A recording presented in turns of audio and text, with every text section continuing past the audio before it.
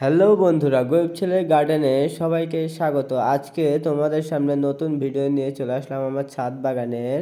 সেটি হলো থাই আম কামড়া গাছের ভিডিও।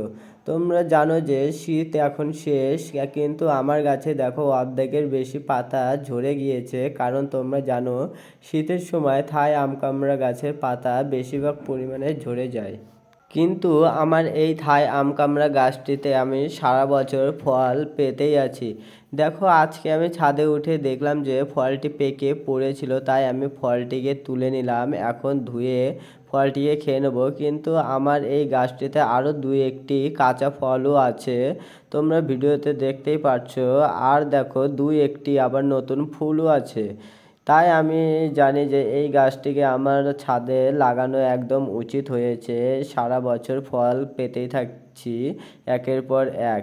আবার কিছুদিন পরই বর্ষা চলে আসবে, তারপর গাছটি আবার পুনরায় নতুন ফুল আসা শুরু হয়ে যাবে ও সেই সময় ফলের পরিমাণ বেশি থাকবে।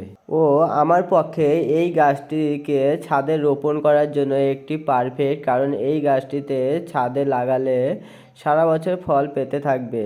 আর একটি বিষয়, এই গাছটির বেশি পরিচর্যার প্রয়োজন হয় না। তোমরা জানোই, যাদের যাদের বাড়িতে এই গাছটি আছে তারা হয়তো জানো এই গাছটির বিশেষ কোনো পরিচর্যা লাগে না।